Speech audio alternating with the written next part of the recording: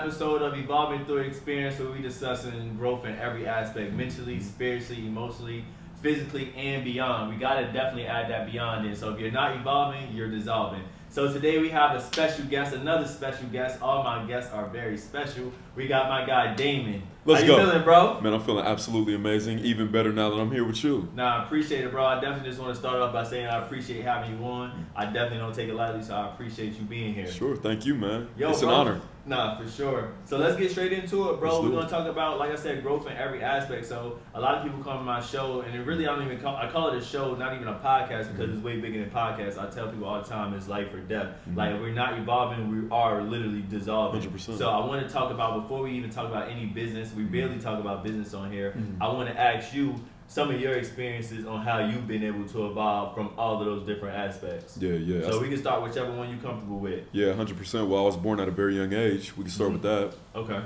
Some of your audience will get that on the way home.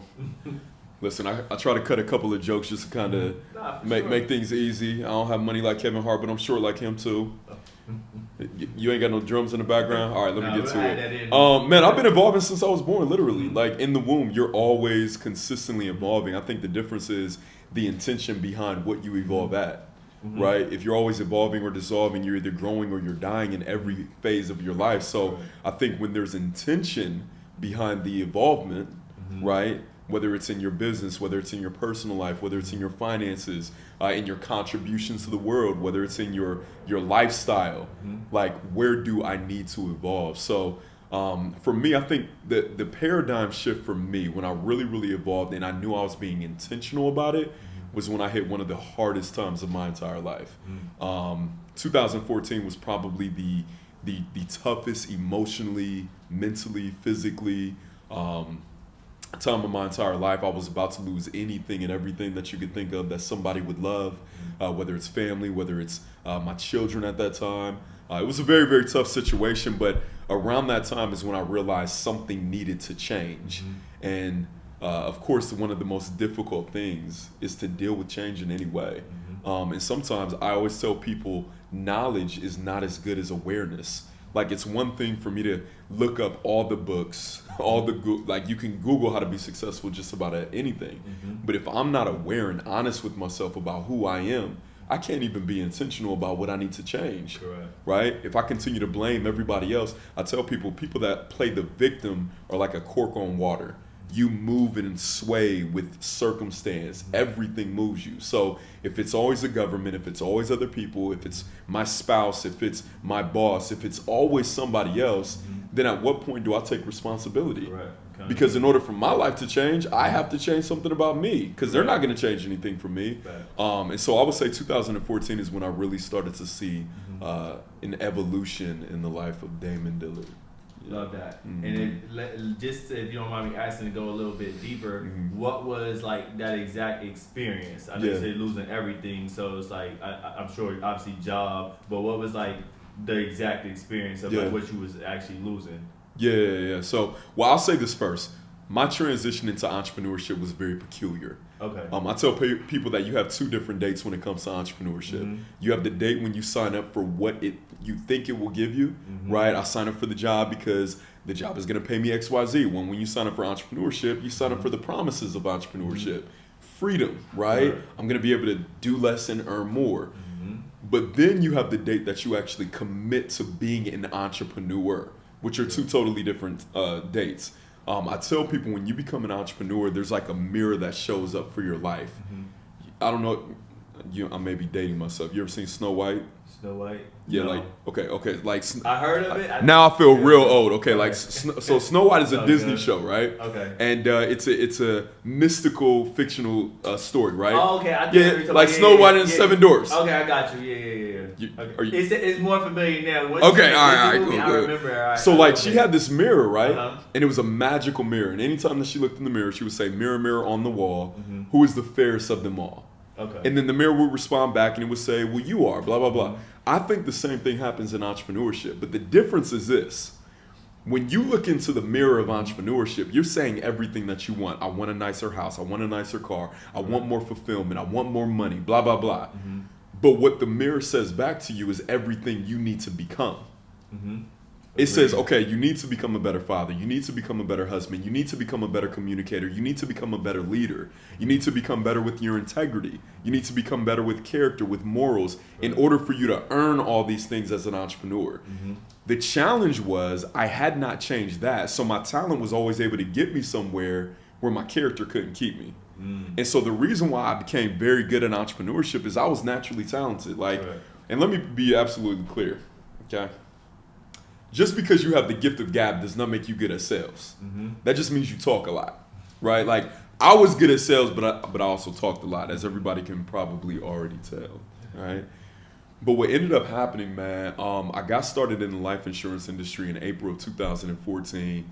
By October of 2014, I was doing well, but I did not know how to budget my money or budget my life. And so, long story short, I was in the midst of literally losing everything. When I say everything, I was losing my girl, who's now my wife. I was losing my daughter. Boxes were packed in the house. Like, it was a very, very adverse situation. And so around that time, I also did not have a car. I was 3 months past due on rent. I'm 3 months past due on utilities. All things that I caused, right? It wasn't a situation where, like, the economy crashed. No, like, it was my responsibility. It was decisions I made. I love how Darius said it. We were at an event today, and Darius said it best. He said, every decision you make is a seed to a season. And so every choice you make is leading to a season of your life. And so if you ever look up and you're not happy with the surroundings or the environment, reference back to a choice you made. Right. And so what ended up happening was, in the midst of that, I ended up making a promise to that woman. I said, listen, I'm going to work everything out for us. She wasn't working. I had an opportunity, but it was not working for me. But I said, listen, if you'll allow me to make this promise to you, I promise you'll never have to work another day in your life. I made that promise in December of 2014. January 9th is when my paradigm shifted. I ended up being at an event. That's why I tell somebody else probably heard this before. Big events create big belief. But I ended up being at an event. I spoke to a manager of mine, and he said, Damon, you are the most talented person I've ever met. If you would buckle in on this business, you would never have to worry about money again. Within 90 days, I made over $155,000. And the main thing that I changed, man, the main thing that I changed was focus. I think there's a lot of people that are extremely talented as entrepreneurs, but they are simply distracted.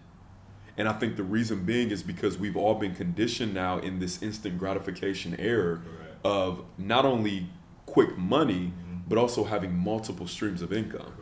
Listen, multiple streams of income is not a strategy to get rich. It is a strategy for the rich. And so when I looked around and I started to study the billionaires and the millionaires and people that were, seemingly making a ding in the universe, it was because they focused on one thing for 7 to 10 years. If you ever read the book Outliers by Malcolm Gladwell, it says that to become an expert at anything, you need 10,000 hours. Well, guess what? That's going to take time. And so really what I wanted to do is I wanted to condense time frames and put in more work as quickly as possible to become an expert at what I was doing. And that's how we kind of got here. Okay. So, yeah. Bro, that was very impactful, because even you said a few things in there that I want to touch back on. Sure. For one, that accountability piece, man. I think a lot of people lack that, men and women. Sure. So for you to say that, even at that moment, I know we're gonna get to that part, like have that exact feeling of obviously losing everything. Sure. But that accountability piece, I don't know if you agree with this, but I think that's the first piece to everything else. Like you said, changing. So you taking accountability, even being behind 4 months on rent, 3 months on utilities, like that accountability and not trying to look to blame nobody else. Sure. Would you say that probably helps speed your process up? Yeah, 100%. Okay, agreed. And then even with that also being said, that exact feeling, like, obviously, what was your support system? Obviously, I know as men, it's probably, it's easier for us to keep things in versus always just being like more, what's the word I'm looking for? Like talking about vulnerable. So at that exact moment, knowing like you're the only one accountable, knowing that you have a daughter, you have a family or whatnot, like you said, your daughter, and now you're in a place where it's like, dang, like it's not really no other option, but now it's like you're the only one accountable, but it hurts. So what was that moment inside you, outside of the accountability piece,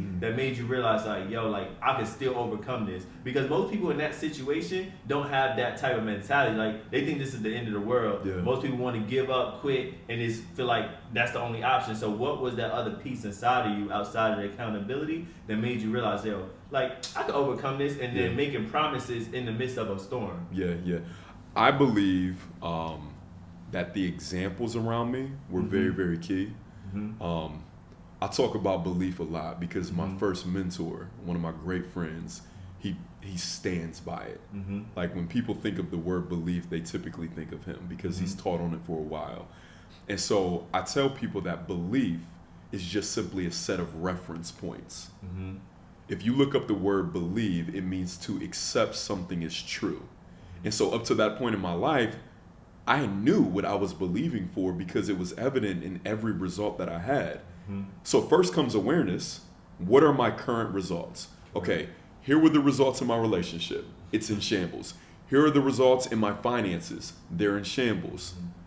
Okay, clearly I'm believing in a way that's indicative of this result. And so if I'm going to believe something different, I need a different set of reference points. And that's why your environment is so important. The people that you hang around is so important.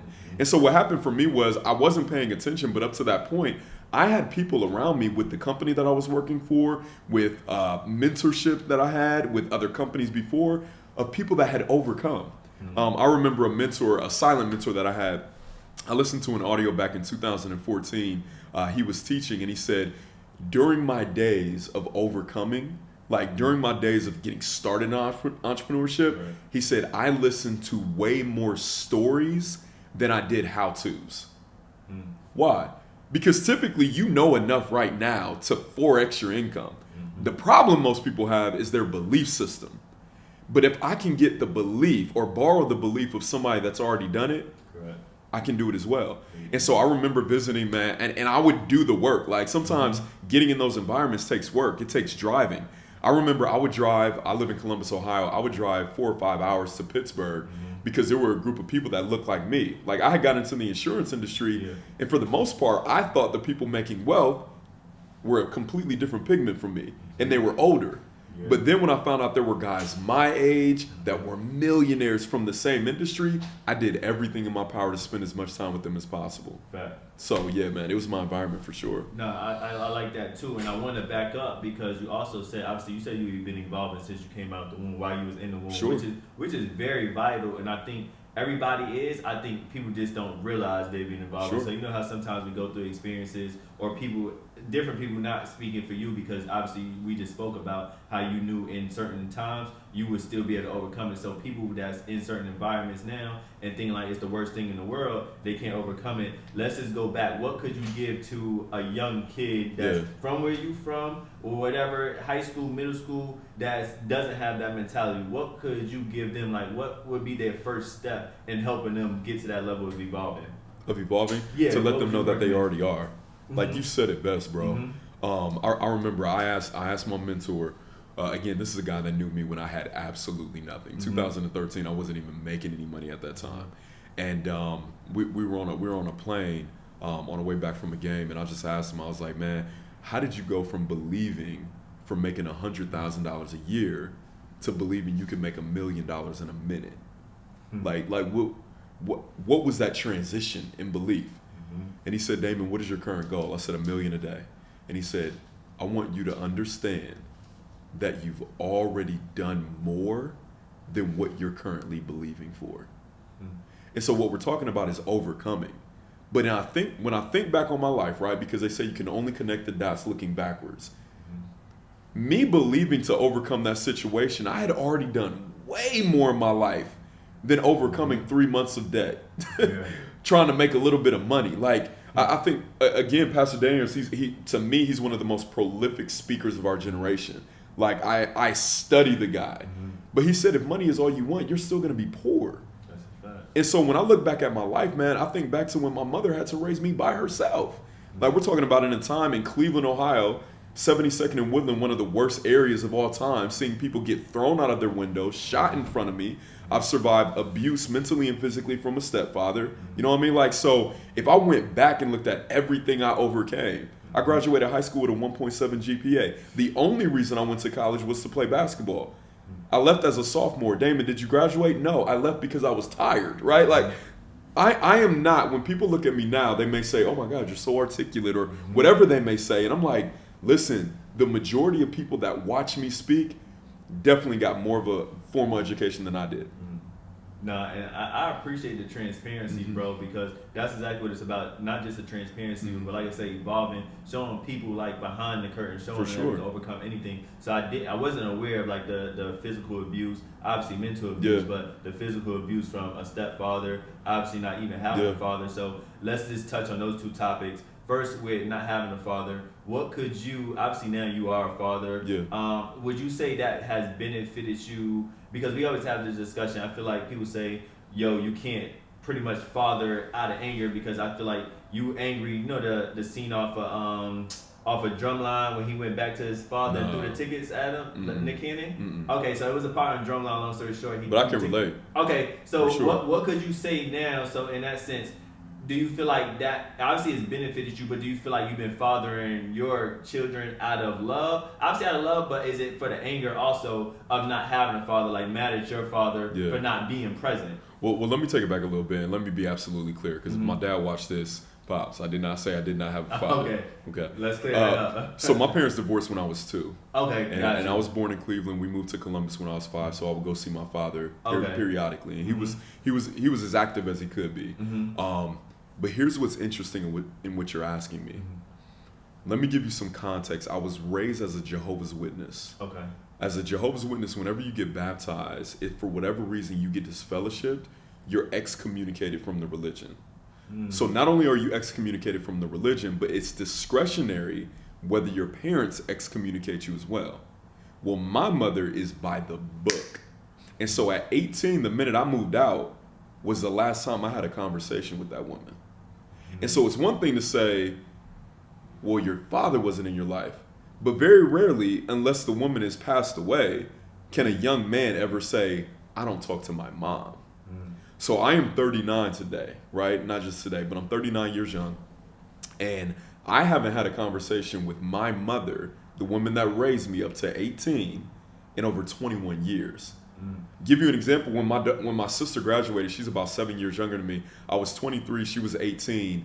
And I remember going up to my mother because I was invited to the graduation. And again, excommunicated means she's not texting me, she's not calling me, like I'm pretty much dead to her. I remember walking up to my mom and I said, hey mom, listen, like I'm doing well in life. Like I was in sales at that time. I was running my own gym, and I was like, I'd love to take you to lunch just to kind of catch up. And she looked me in the eye and she was like, now you know I can't do that. So imagine that. So we're not just talking about physical and mental abuse. We're talking about trauma from abandonment. And understand the way that we approach relationships now is typically indicative of what we were lacking as children. Correct. Because I was never able to play organized sports, I was also lacking in affirmation. And everyone needs a healthy bit of affirmation. Correct. Sure. I was also lacking in confidence. And so in all those areas, it's what I now as a father do my best to instill. But I don't know if you've ever heard this. What do they say? Hard times create strong people, but strong people typically create weak kids. Why? Because we're looking to prevent all the struggle and strife that we experience as children. So you ask me, well, does that affect your parenting? Of course, because you are who you are. All of your doing comes out of a state of being. And so, am I doing it right? Man, I mean, I think my daughter is incredible. I think my son is incredible. They all get a chance to experience. Like I'm taking my family, taking my wife to St. Lucia next week. I'm taking my whole family to Dubai in a month and a half. And so they get a chance to experience something that I never did until I was 30. But is it right? I don't know. Who's the answer to that? Yeah. Time. Yeah. Time. You know what I'm saying? Like, well, hopefully they don't become axe murderers. You know what I mean? Like, you weren't raised that way. Yeah, facts. But it was funny. I can't remember the study, man. But they were looking at two different children, around the same age, raised in the same exact household. Upper middle class family, incredibly loving, 2-parent household. Both parents work, do well financially. One child is an alcoholic, in and out of jail. The other child runs a Fortune 500 company. Yeah. Explain that. The difference. Yeah, I remember seeing something like that. It's just mentality and mindset. I think maybe you know what it really is. What would you say? Here's my belief, bro. And I don't mean to get spiritual. No, for sure. Let's do it. But I am a believer. And so what I believe is with everything, there is an unseen force that we do not address. Agreed. And so there's some things that personal development can help, but with all things, only prayer can really solve the problem. And so how can I come to that child who is a murderer now and be like, I taught you better than this? Yeah. What? Only prayer can resolve that. You know what I'm saying? Yeah. Like, there's some things like when you talk about generational curses, right? Like whether it's porn addiction, whether it's addiction to drugs, addiction to alcohol, personal development is okay. So you telling me if I go to enough events, if I listen to enough podcasts, if I read enough books, or if I just simply show up on church on Sunday, it's going to resolve a generational thing? My father was addicted to women, so of course I'm going to have the same. Yeah. You know what I'm saying? And the only thing that resolves that is prayer. Yeah. And that's what. At what age did that resolve that for you? Did you have? Well, what's today? well, let's think about this. How many days ago are we? But in all seriousness, man, the first thing again was awareness. Agreed. Here's the thing. So I knew that my only vice was women. Right? Everybody has a different vice. I knew that was my only vice a long time ago. The challenge is being aware enough to have a discipline to say, here's how I'm going to address it. Because in our culture, bro, if you get a lot of women, you kind of the man. Yeah, and so, you know what I'm saying? Like, I was praised for it from 17 to about 32. Why? Because no matter who I was hanging around, like, if you got girls or not, you're going to have girls when you come around me. And so you're praised for that. And then you realize, wait a minute, like, is this the man that I want to become? Like, is this how I want to be remembered?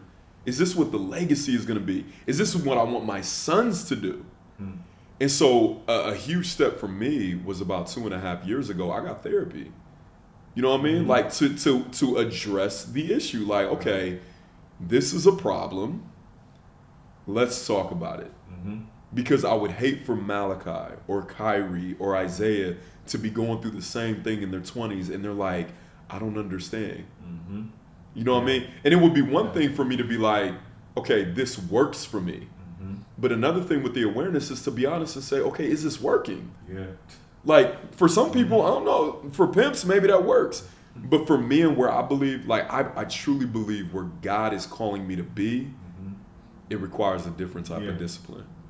Because when you have people that are consistently looking at you as an example, like I have young men that are watching me that I'm not even aware of. Right. And so anything could cause them to stumble, right? Like I could be getting off of an elevator with a beautiful woman and they say, wait a minute, that's not your wife.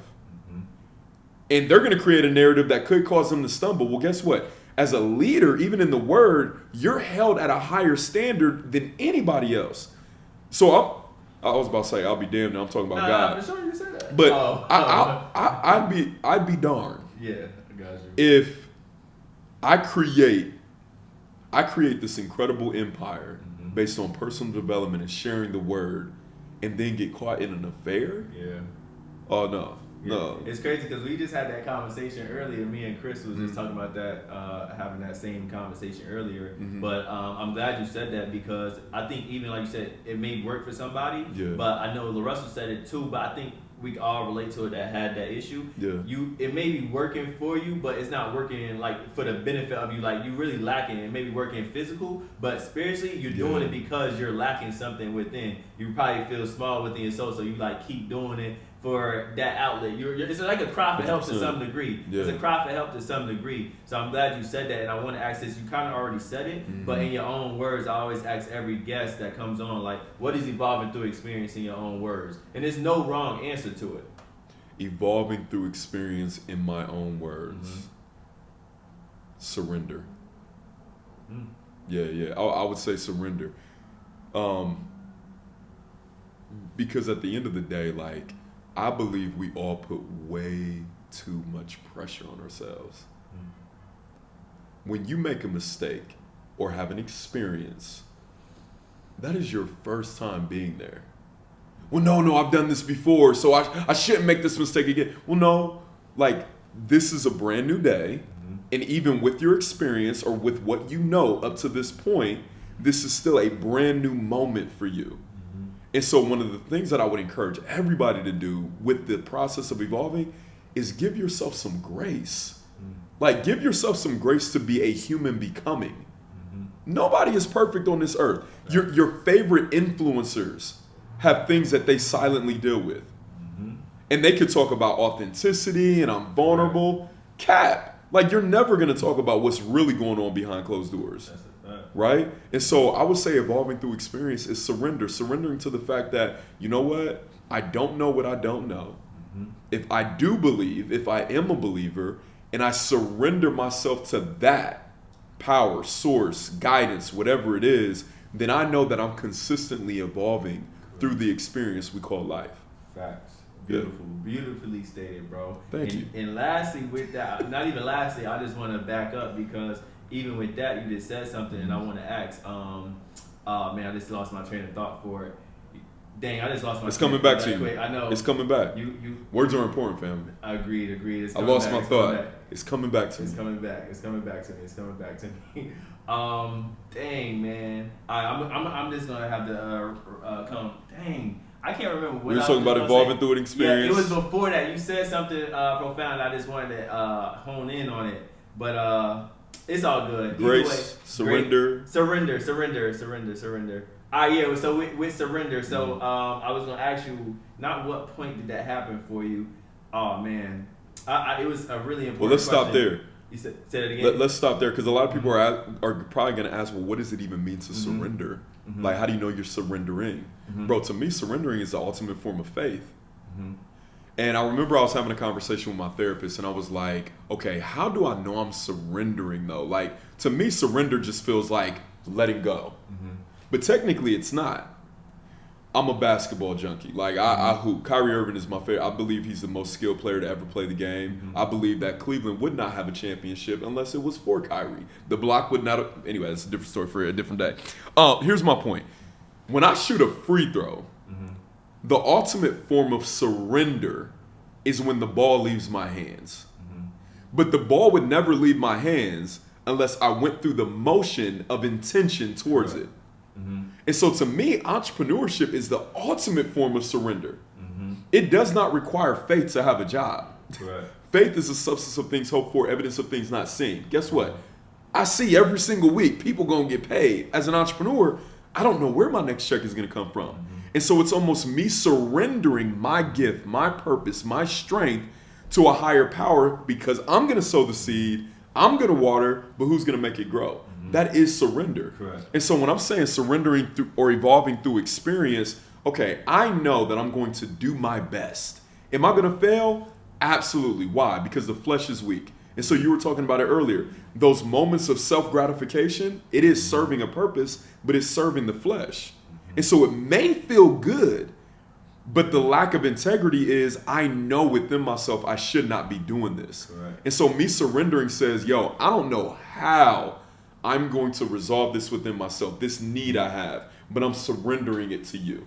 Facts. Lord, can you fill the gap of whatever's missing here? Facts. Well, I need to evolve my memory because I hate when I forget stuff. But I remember what I was going to say. So in those moments, obviously you're in a better place now. Obviously you're continuing to evolve because I need to evolve in intention because it's a continuous process. So obviously now when you do get in those moments of, let's just say, I don't want to say dark spaces, but spaces where you're being challenged mentally and spiritually, what do you do, and what do you feel like other people can do, even if it's not the same thing you do? Because even as we become conscious and we grow and we become these great people that we ultimately deserve to be and meant to be through our processes, it's still a process that people, like you said, behind the scenes that people don't see. So for those moments when you have those moments of temptation of feeling like, I'm overwhelmed or whatever it may be, what do you do, and what do you feel like other people can do that's entrepreneur or even not entrepreneurs? Yeah. And this is with everything, right? Like, you got people out there, let's not even talk about addictions like that. We got people out there that are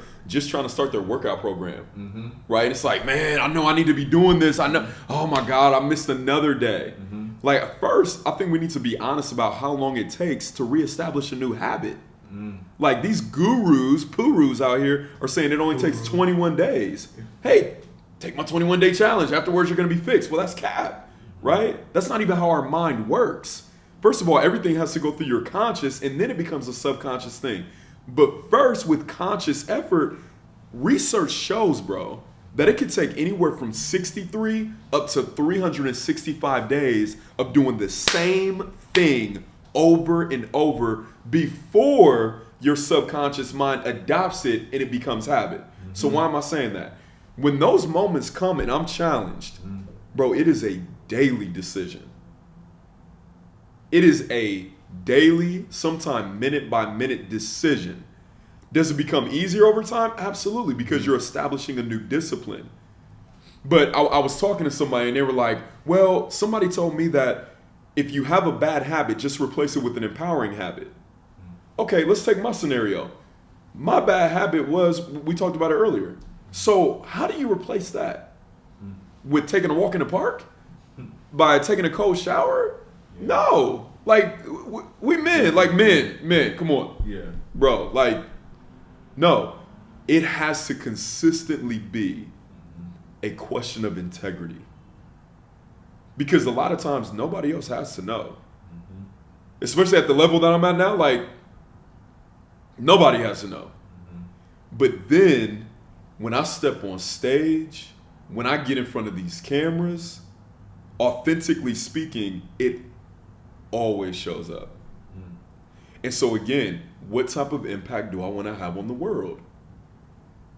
Is this the person I want to be? If somebody does find out, how will I feel about that? Is this a conversation that it's okay that I have if my wife was standing here? If this text message comes, like, these are all the questions. It's called self-discipline for a reason.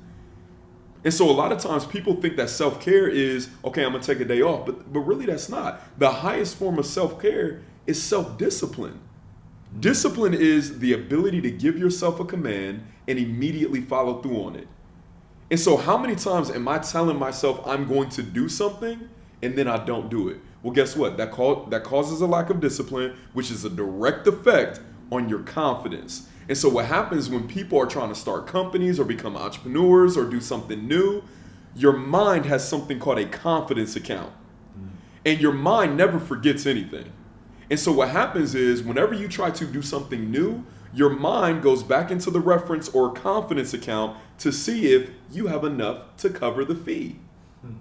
And so some people come to these events and they'll be like, oh my God, I'm so inspired. I'm going to go become a millionaire. Guess what? You don't know what's happening in your mind, but your mind goes back to the reference points and they say, okay, do we have enough confidence to even do the actions to become a millionaire? Oh no, because last week you said you weren't going to have a cookie the whole week and you broke down on Tuesday. Damon, that's that big of a deal? Yeah, it is. You said to somebody you were going to be at an appointment at 7 o'clock and you showed up at 7:02. That's not that big of a deal. No. You know what that makes you? A liar. It makes you lack in integrity. And so if I can lie to other people, I'm definitely lying to myself. Correct. And that might be the name of the episode right there. I like how you said that the highest level of self-care. You're a liar? We good. No. Oh. I'm saying the name of the episode is like when you said the highest level of self-care is self-discipline. Yeah, for sure. I never heard nobody say that, so I'm glad you said that. And then I also want to ask, what made you become vegetarian? Discipline. Discipline. Yeah, so I'll tell you exactly what happened, bro. 2022, I thought was going to be better for me. And there were a couple of things that I was still working on, but my wife suggested it. She was like, do you want to do something different this year? And so I set all my goals in November like I was always taught. And I was like, man, you know what? January 1st, 2023, I'm going to do a 30-day mental fast. And so I did that. Then I did a detox. I did a cleanse. I did a 5-day juice cleanse in February. And then I did a detox. It was supposed to be 14 days. Have you ever taken those teas? The cleansing teas? Yeah, like the ones that's supposed to clean the parasites? Yeah. Yeah, that's cruel and unusual punishment. I didn't like it. I gave up in 3 days. I'm just being honest with y'all. But here's what happened, bro. I hoop every day. I work out intense every day. And so when I say at times my body is sore, I was doing cryotherapy, I was doing cold plunges, I was stretching, I was getting massages. Nothing was causing my inflammation to go down. I watch a movie on Netflix called Game Changers. My wife has been asking me to go vegan or a vegetarian for a while. And I was always like, well, where am I going to get my protein? I lift every day. Like, how's this going to happen? I'm not giving up a steak. Are you crazy? I watched the movie, bro. And it gives an incredible amount of just data. It's not bashing bad food. It just gives you straight numbers, straight data, studies. And so I watch it, in one part, a power lifter, guy that lifts semis and stuff. Somebody came to him and they said, listen, man, you're strong as an ox. How in the world are you going to continue to stay strong as an ox and you ain't going to eat meat? And he said, well, the funny thing is, I've never seen an ox eat meat. And I was like, dang, that's real. Bro, when I tell you, when I cut out meat, that was January, I cut out meat, beginning of February. Like, I can do 2 a days, 3 a days after intense workouts. The amount of inflammation, my energy, my clarity, my mental clarity, like, it's a completely different world. And so, yeah, at times I do miss meat products. That was about to sound crazy. Yeah. Pause. Sheesh.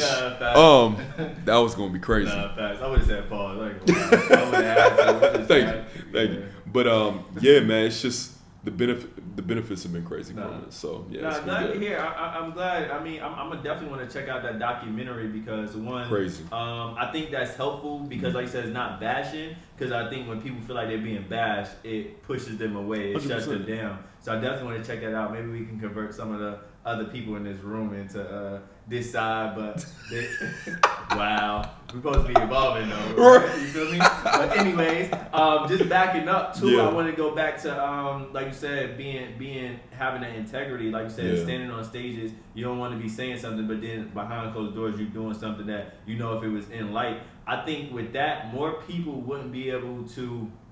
I think it'd be easier on the side if people know that what they're doing. I think it's the fact having to live with yourself. Yeah. I think that's going to be the hardest part. I don't know if you agree. I think that's the hardest part, living with yourself after the living with the ramifications of what you've done, especially knowing you've been portraying a certain image and obviously leading a younger generation that you don't want them going down the same path. I don't know if you agree with that, but like I said, living with yourself after the fact. Yeah. And again, I think it comes down to really the vision you have for your life.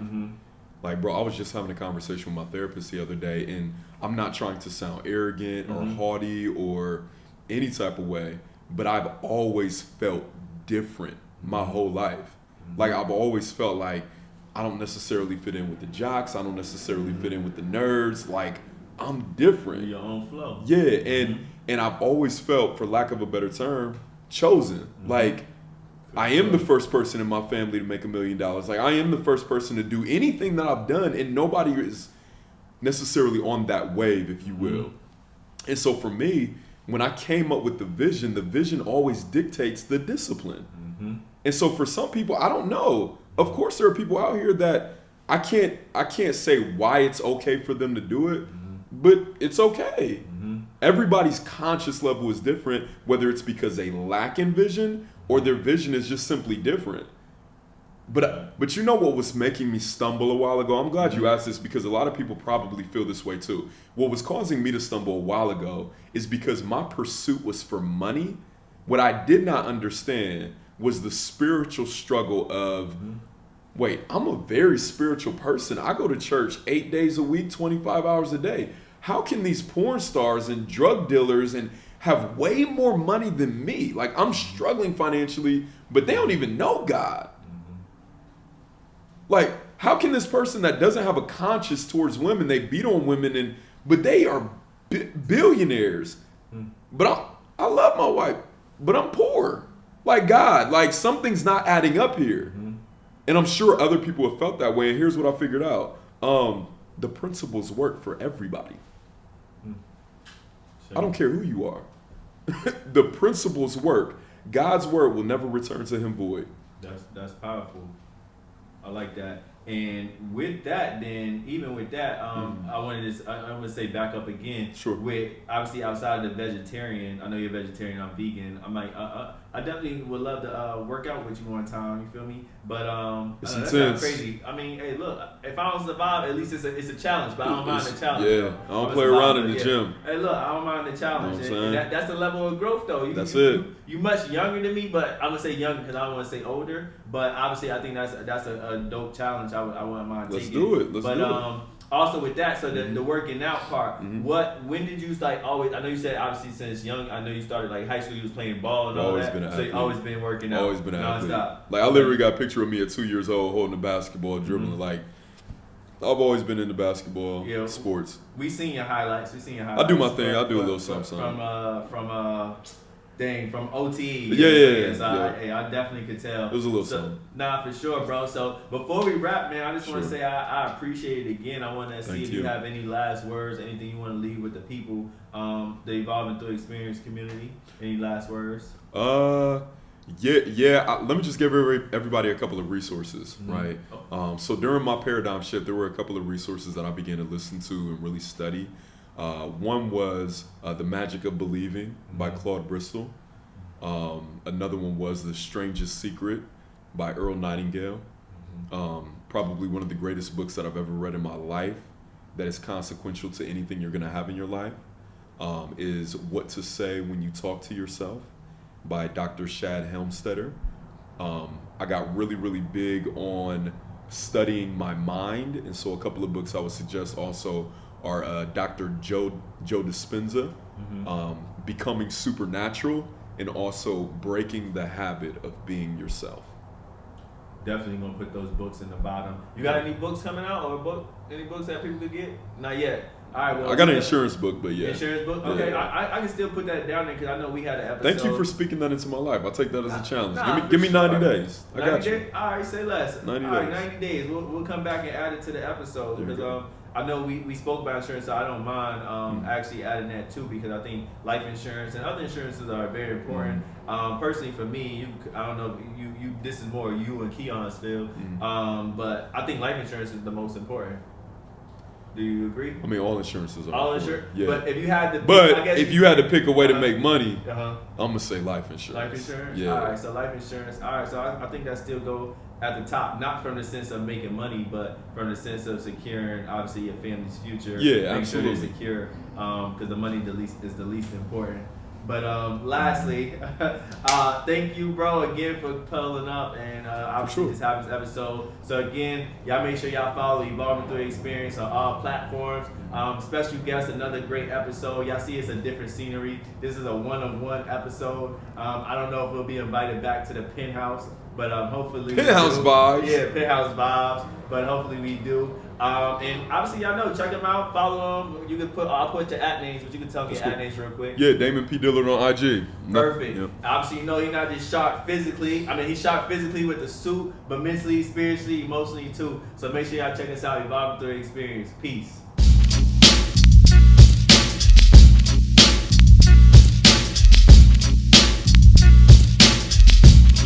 I'm a bad